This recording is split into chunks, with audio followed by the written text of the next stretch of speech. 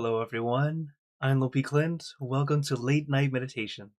As always, it's great to be here online with all of you, whether you're watching from Zoom, YouTube, Facebook, or Twitch. So, hello again, everyone. Hello, Eric. Hello, Dad. Hi, Taylor, Andres, K-Noon, and iPhone. Thanks for joining here on Zoom. Also, hello, Julie, Diane, Hagazo, Jade, and Sue on YouTube, and everyone watching on Facebook and Twitch. Of course, if you're watching on Facebook, I am streaming to several pages at once. So if you don't see my face in the top corner, very likely I can't see your comment right now, but I'll always go back and reply, as many of you already know. So, how's everyone doing? I hope you're all doing your homework at least. Alright, very good.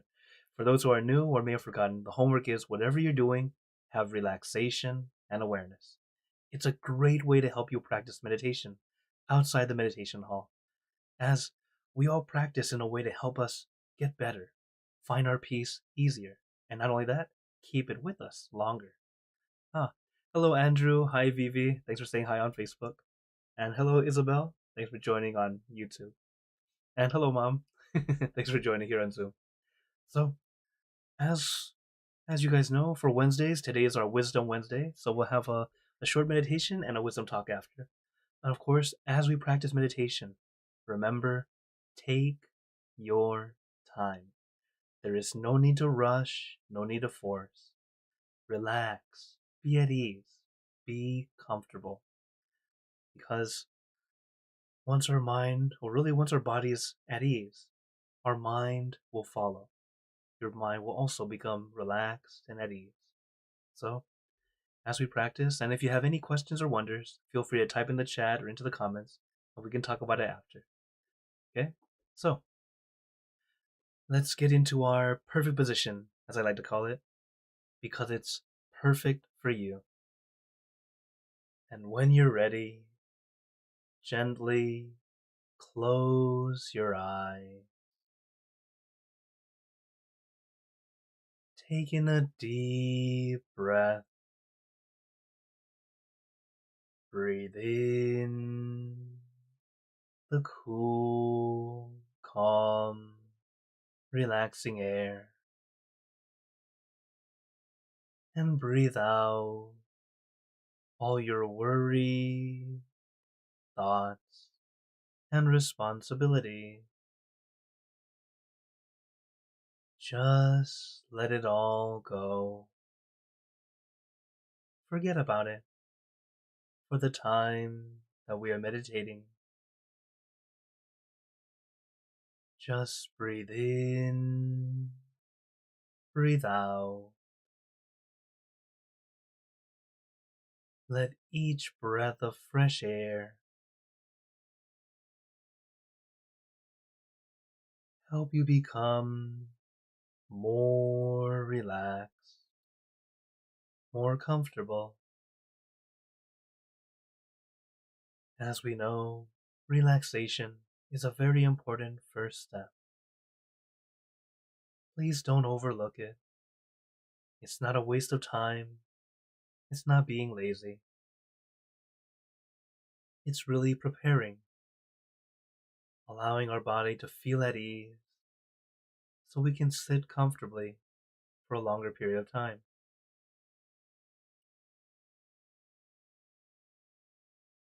As with meditation, we want to have our mind be calm and peaceful, but we all know it takes some time to get there. So while we are beginning, preparing, adjust your body, allow yourself to be at ease, be comfortable. This way, once you're relaxed, you're able to let go of the body, not worrying about it, and able to go inward, into your center, into this peaceful space.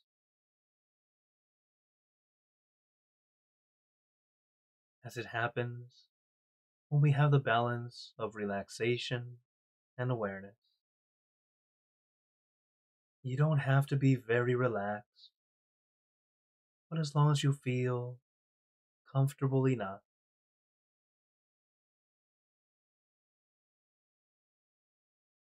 and your awareness is a gentle focus. It's not forceful, it's not stressful. It's similar to watching TV or binging a series. How we can just sit there for hours, not moving a muscle, just staring at a screen, because you have that perfect balance of relaxation and awareness.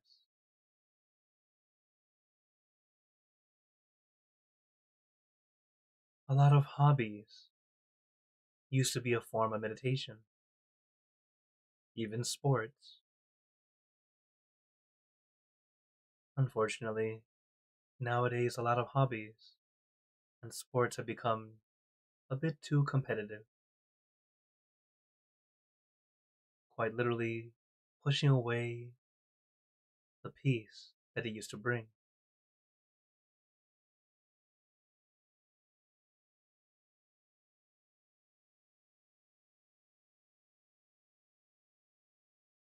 But the main thing is, as we practice together, sitting here, relaxing our body, relaxing our mind, once we're able to do it, or even understand how to do it, you can apply this in anything you do, helping you keep some calm, regain some peace in any situation.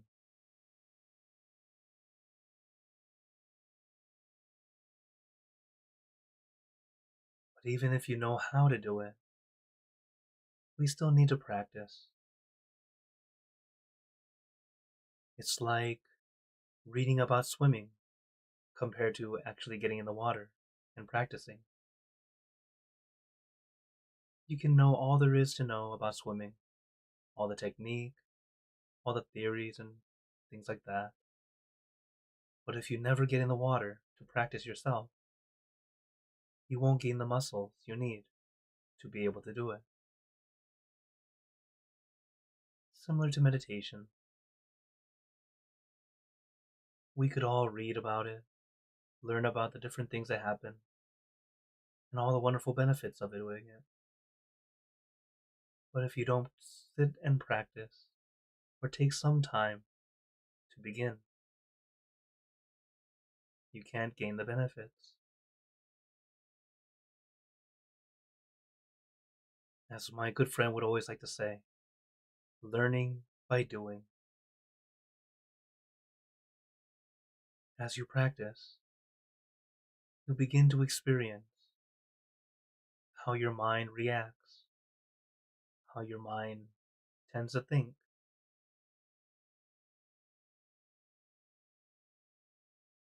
And this is why we are always adjusting. If your body feels uncomfortable, make adjustments for your body. If your mind is wandering, we use our meditation object and our mantra to help us bring it back, to get back to that calm, relaxed state.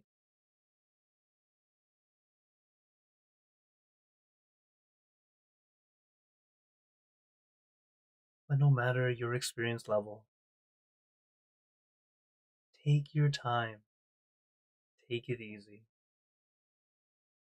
You don't have to be perfect. We're all practicing. And as long as we keep up our practice, I guarantee there will be progress. You will get better. It will get easier.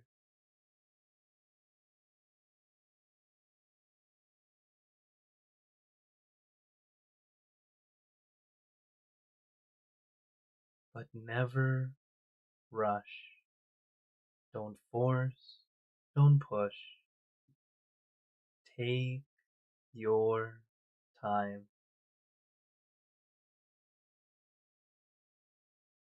The more you try to rush it, the harder it is to get your mind to slow down. Because learning to have your mind let go is very similar to relaxing your body. It's similar in the sense that you can't force yourself to relax, just like you can't force yourself to let go. If you try to force yourself to relax, you end up feeling more tense, more uncomfortable. You're trying too hard.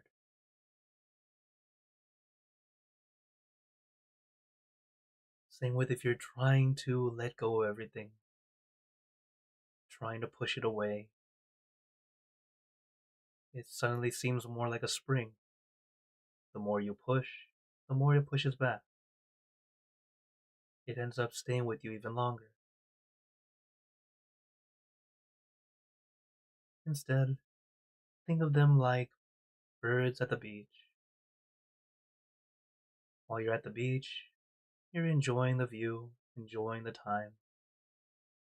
But of course, there's always those pesky birds. And one thing to remember is don't feed the birds. Because if you feed the birds, one, they stay longer. And two, they bring their friends.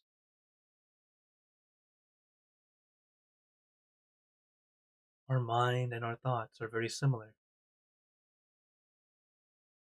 If your thoughts come and go, or something happens to come by, don't pay too much attention to that one thought.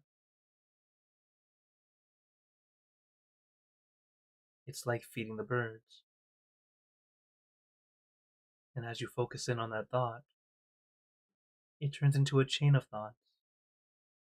You have many, many thoughts, and your mind continues to wander. So instead, just leave them alone. Observe. You don't need to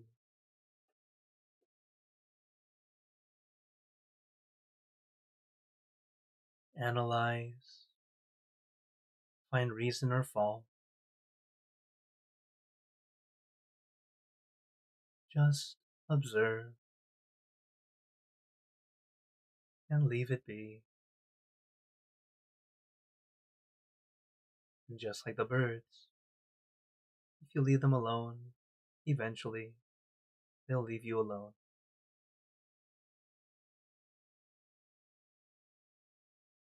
So take your time, relax your body, relax your mind.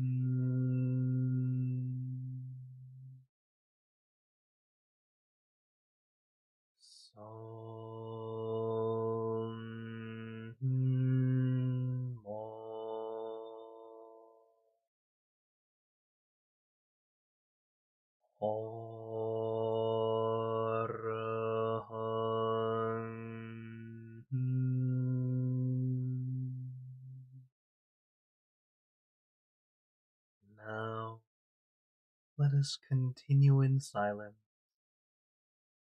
letting your mind be calm, clear, and peaceful.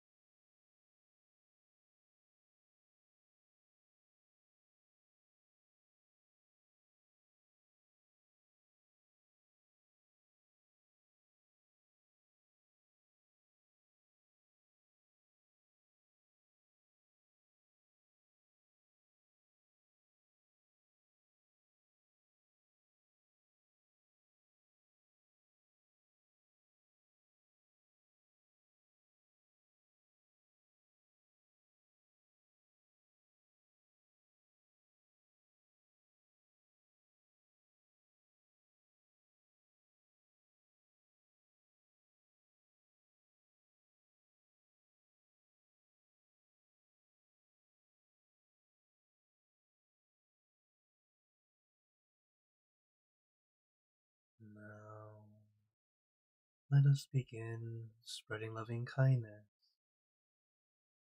Spreading loving kindness is like spreading out your heart, sending out good intentions to all beings. So let us visualize our object as we have been doing, and imagine that your object becomes crystal clear, clean, and bright. And at the center of your object, there is a bright light. This light is very special. All those who touch this light are instantly happier, healthier, and more at peace. So we let this light illuminate our body, filling our body with light. And let this light shine out from us, filling the room. And let this light spread far and wide, filling the city, filling the state or province,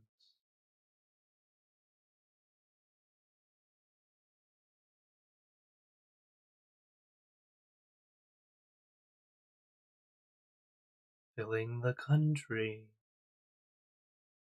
and the surrounding country, until filling the entire world, and now throughout the universe.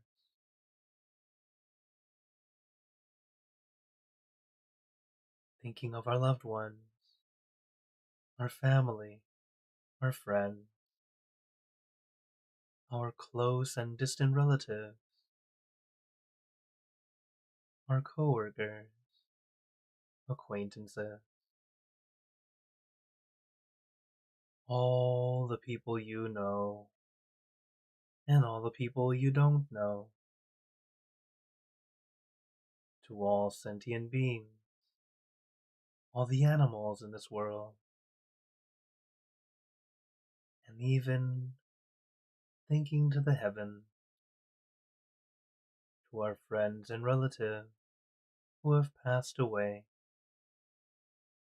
wishing well for every one of them. As we are spreading loving kindness, let us make this wish together for us all to be happy, healthy, wealthy, successful, to gain wisdom, attain enlightenment, for world peace. Let us take a moment to make our own good wishes.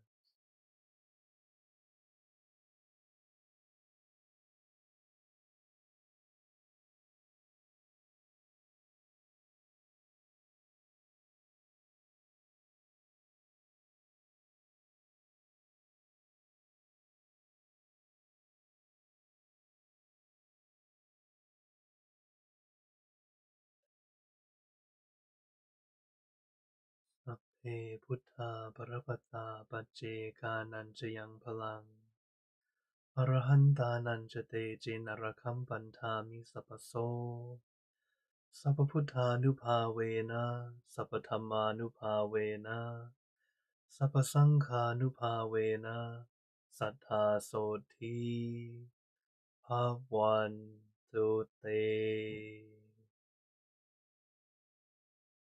Now, very gently and at your own pace, opening your eyes.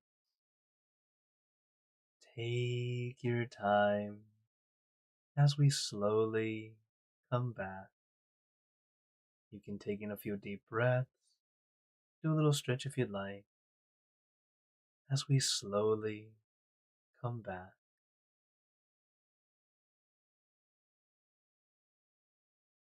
How is everyone feeling? As always, take a moment to notice how you feel right now that we finished the meditation. Today is a little shorter, so for some of you will be like, why did it end so quickly? But this is because today's Wednesday, it's Wisdom Wednesday, as well, wisdom talk after this. Thing is, every time we practice, always notice how you feel. Were you able to get through that relaxation? Was your mind able to calm down even for a moment? You know, always notice those little things afterward. It helps us continue on, helps us find that peace, and also helps us continue to get better and better. So, always take that time to check and see how you're doing. Okay? So, for today, uh, today's wisdom talk is about precepts. So, some of you may have heard about this. So, this is a little bit of Buddhism for you today. So, I share this information with you all, and I hope you enjoy the information. So, for today, it is the precepts. So, the five precepts is the let's just say the basic precepts that we tend to talk about in Buddhism. And so, what are they? Or really, what is it? What is a precept? What does it mean? Well, precept, it actually comes, some people think rules. Some people think, oh, it's like a regulation, something you're not supposed to do, or some kind of manners, right? These are kind of the things that people tend to think when they think of, or they just go, I don't know. It's always it all just depends on your view of what it is, okay? So what I want to share with you is it comes from Pali. Of course, obviously not the word precept, but the meaning is sila. Sila, which actually means normality, as in what is normal for a human being. So the characteristics of a human being normally. And you'll go, huh, okay. Well, if it's normal, everyone should be able to do it, right? Yes. It's pretty much what's normal for everyone. So, a normal person, we have five precepts. And again, this is Buddhism. And you'll notice that a lot of this you'll hear and go, oh, my religion also says the same thing, or my own belief system says the same thing. Not only that, the law tends to say the same thing. Number one, no killing. So, not to kill, not to steal, not to have sexual misconduct or adultery, not to lie, or also use harsh speech, as well as not to take intoxicants like drugs and alcohol. So you'll see already these five are also the law of the land. Uh, every land. No one's okay with killing people on your own. You're not allowed to steal. You're not allowed to have adultery. No lying, intoxicants. This is already pretty normal. It feels pretty natural, right? But at the same time, you think, but every once in a while, I do kill stuff here and there.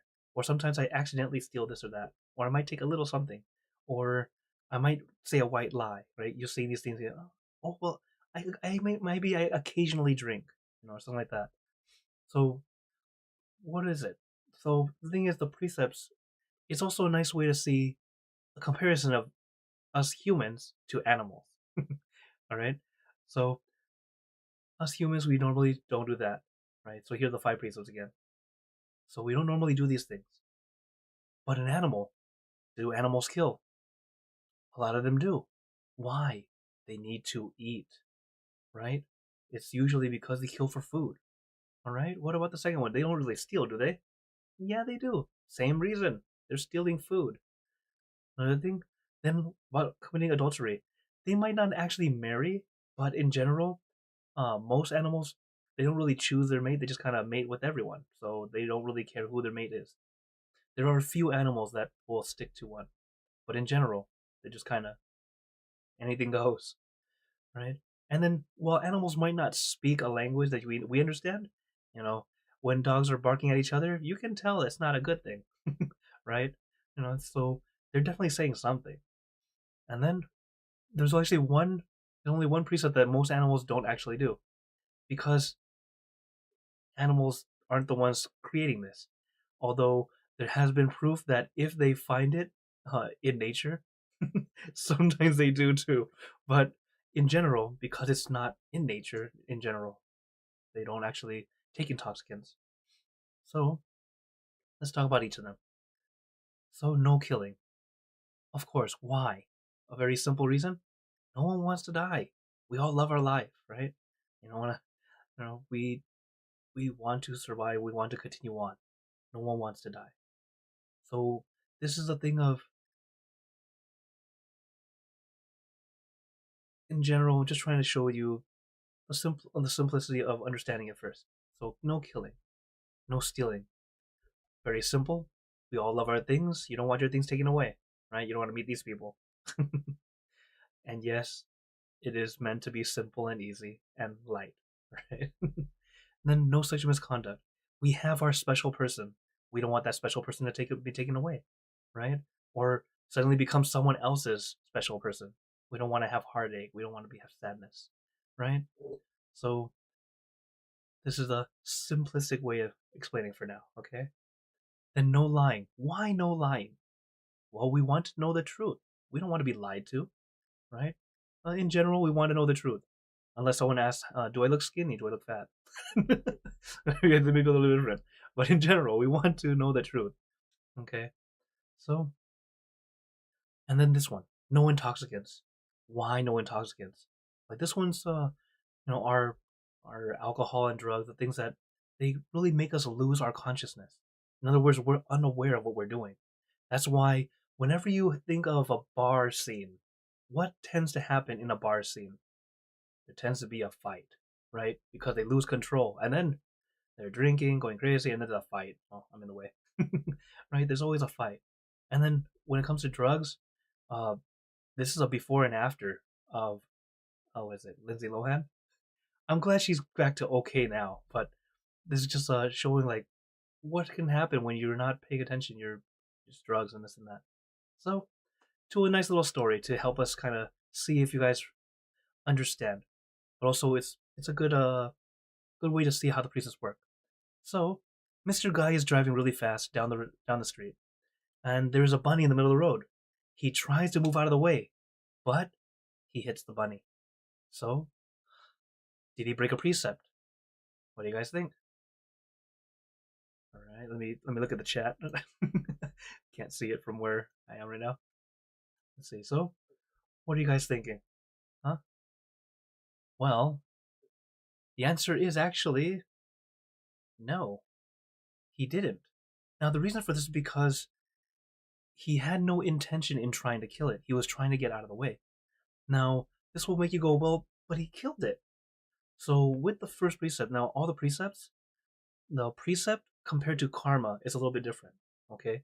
The precept is like a rule saying, this is what I want to follow to help guide me in the right way.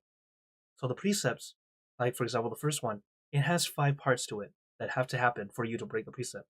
So, number one, the animal must be alive. Okay? You can't kill something that's dead. So those who are thinking about zombies, you're lucky. That's okay. They don't count.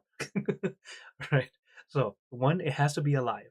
Number two, you have to know it's alive. Okay? And you go, why is that you have to know it's alive? There, you can accidentally kill something that you thought was already dead. It happens. Uh, there are a lot of animals that play dead or act dead when they're scared, right? So it's an accident. Okay? So one, it's alive. Two, you know it's alive. Three, you have intention to kill it. You want to. That comes from inside of you. Your mind saying, I want to kill this thing. I want to hurt it. Okay? So right away, you have to have these three. That's not it. Then the fourth one, you have to attempt to kill it. So now you have to have that actual action to try to do it. When you try to do it, now it's 4 in there. The last one is you kill it in the way you attempted to kill it. In other words, you killed it the way you were trying to kill it.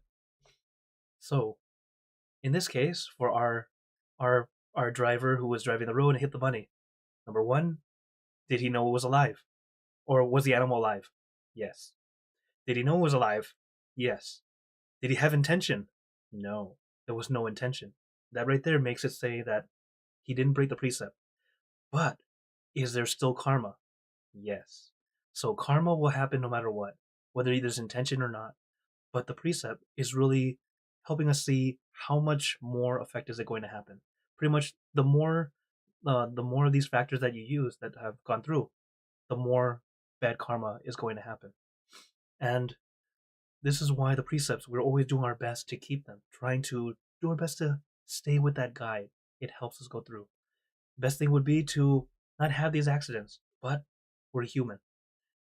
For example, even just walking down the street, you can accidentally kill a bunch of things just walking, not even realizing it. All the little ants, the little bugs on the street that you had no idea were there, just because they are very small. You're not looking down. You're not purposely looking downward to make sure you don't step on them. It will happen by accident. So that's why we do our best. When we're more mindful, we're able to be more careful. Yeah. And I don't know, some people who see me walking down the street, they'll see me. I tend to look more downward. Actually, most monks do. We tend to look downward, looking at where we're stepping, and then we're careful not to step on anything. So, you know, as you become more mindful, you start to realize it more. It's it's the wisdom that comes from within. When you become more mindful, you start to be more aware and careful for other life. So this is just another little thing. So now you know this is why no killing. Okay. So that's for question one. Another fun question. Let's see. Ah, so this one is Miss Girl goes shopping and sees this cute outfit she wants really badly. She doesn't have enough money. She decides to secretly put it in her bag. She leaves the store with the outfit in her bag. Did she break a precept? Uh, this is, of course, right? She already took it, right? In this case, it's like, is there an item? Does it, it's someone else's? So yes, of course. And which precept is it? Not to steal, of course. Which is number 2.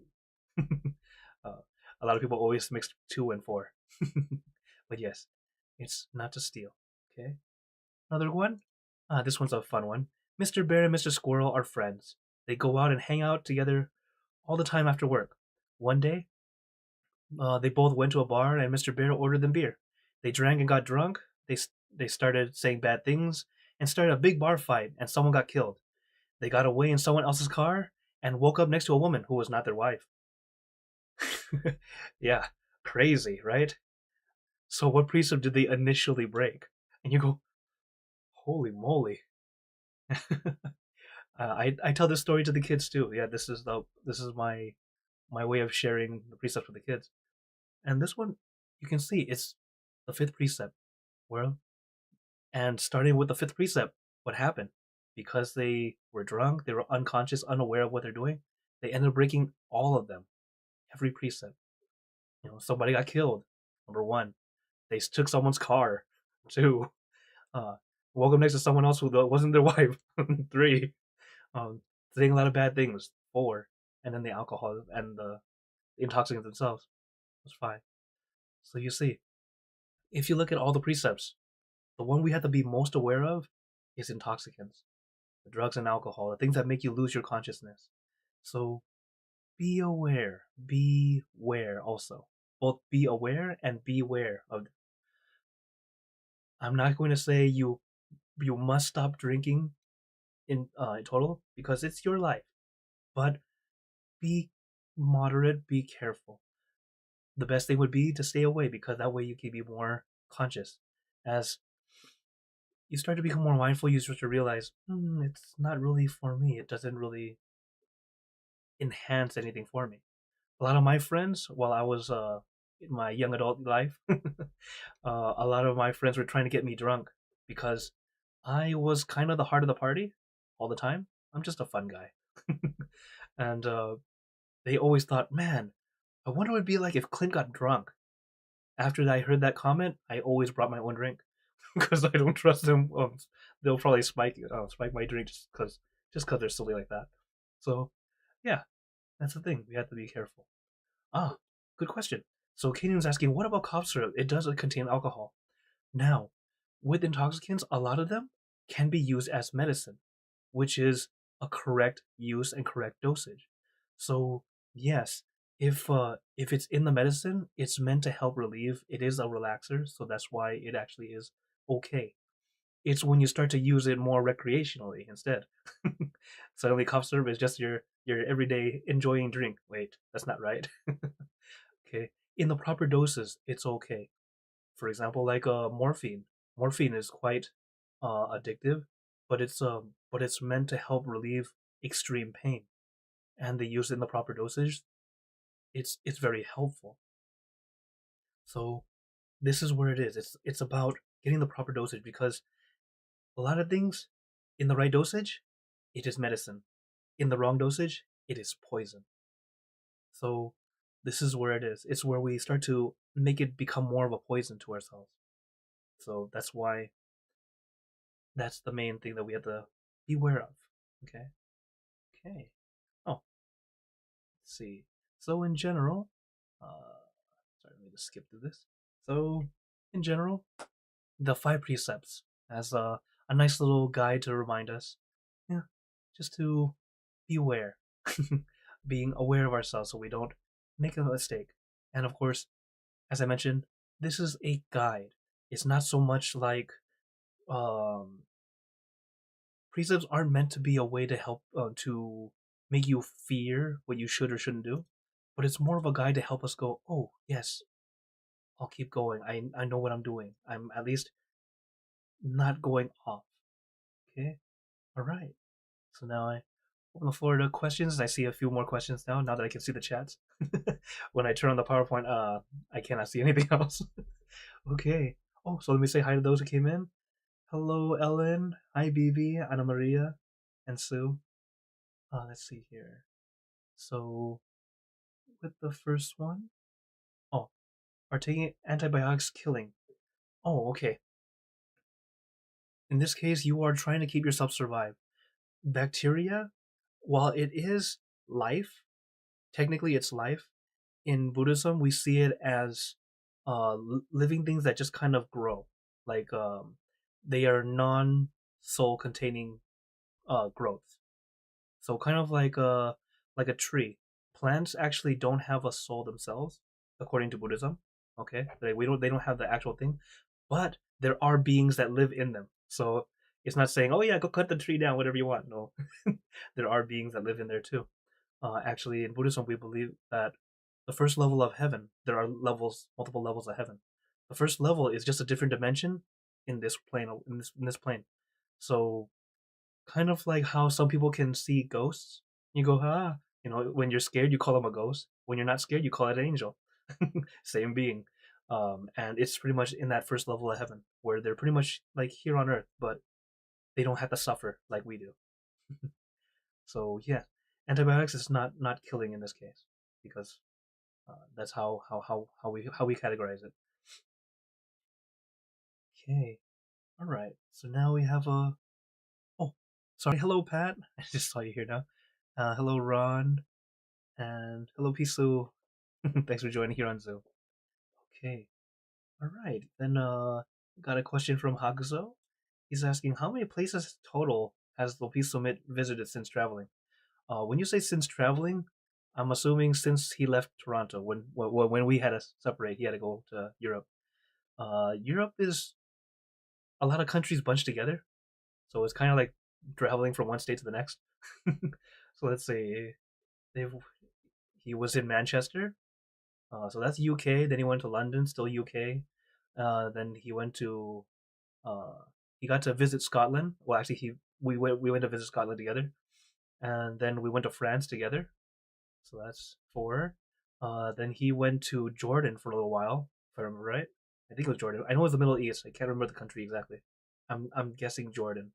He was there for a little while to go help out, and then he came back, and now he's in Denmark. So that's six for now.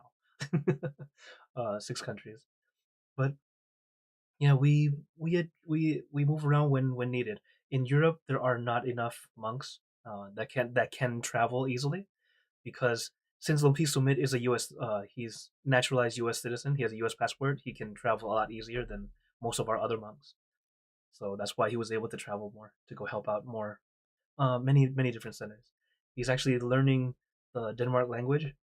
He was telling me it's when they say hi, they say hi, just like in English. Oh, cool. And he says when they say bye, they say hi hi. I'm like, so I thought that was cute. So that's he's been learning the language while he's there. So yeah. Okay. Ah, oh, let's see here. Okay, checking everyone's chat. And then, I got one more question. So Hakus was asking, oh, here, if anyone wants to talk, you can join your mic. But another question for Hakuzo is, how do you get over the fear of eventually dying? That one's not always so easy, but uh, in the Buddhist perspective, what we do is, one, we are we teach about impermanence. When we start to be more aware and realize nothing lasts forever, it makes us appreciate the time we have, and then doing our best. Our master nun, Kunyai Chan, she would always talk to our she would always remind our vice abbot, Lompatata, to think about death. And it's the thing is, when you think about death, it's more of a realization that I won't be here forever. So I shouldn't be reckless. I should be more mindful, be careful as I and do what good things I can do right now, today. And by realizing that you will not live forever, it actually helps us accept it a little bit easier, and then helps us go, instead of focusing on when I will eventually pass away, to I'm living now. Let's keep living. Do what I can while I'm still living. Our master, Lompatamashayo, also says, whenever we wake up, have this thing. It's part of his 10 homeworks. He would say, when you wake up, just realize and be joyful that you have one more day to live again. Because you're so lucky you're alive again for one more day. Because we really don't know. You could go to bed and then just never know. So be find that happiness in having the ability to be alive today. Okay? This is how we do it in Buddhism, at least. To realize that, yeah, it's going to happen, but I don't know when. All I know is I'm alive now. So I'll do what I can today. Be happy today. Okay. Oh, Pat's asking, next week can you talk more in depth about the different levels of heaven? Hmm. That's actually in the yeah, I started to have a schedule of what I wanted to do, but let's see, next week? Maybe. Yeah, sure. If not next week, then the week after. I'll have to do a little bit more research so I can show you so I can share with you guys. As in Buddhism, so you have a quick little information. There are 6 levels of heaven. Okay? And each level, the higher you go up, the more merit, more boon you have.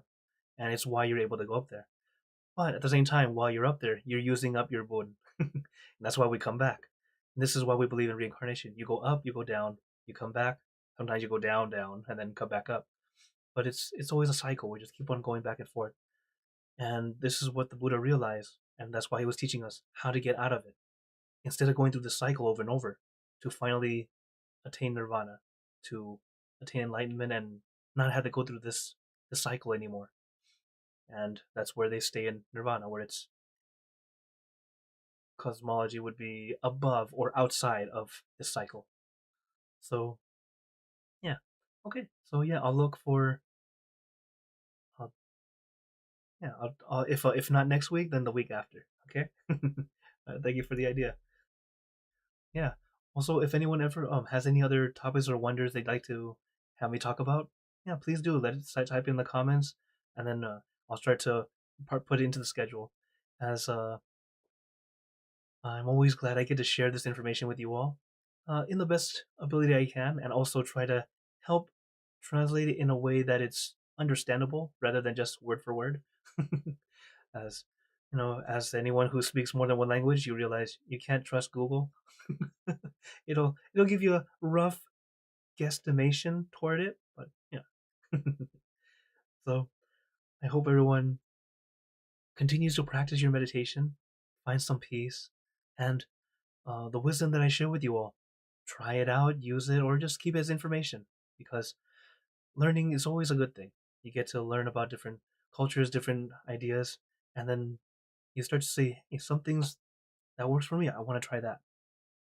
Give it a try. Or sometimes a lot of things that you'll hear me talk about and you go, oh wow, I didn't get it at first, and then you experience it yourself. That's how a lot of Dharma works. You don't have to believe right away. It's more of a, when you experience it, you go, oh, that makes sense. I get it now. Okay, so before we go, I'd like to give you all a blessing. May you all be blessed with happiness, good health, wealth, success in your lives. May you be surrounded by good friends who will always guide you into light in times of darkness and in times of need. And when you close your eyes to meditate, may you attain inner peace easily and quickly in every lifetime. So thank you again, everyone. Have a wonderful day or night wherever you're watching from. And remember, a smile a day keeps the stress away. So everyone, keep smiling and let's brighten up the world together. So for everyone on YouTube, Facebook, and Twitch, see you guys next time. For those on Zoom, feel free to stay longer if you'd like to chat. Take care, everyone.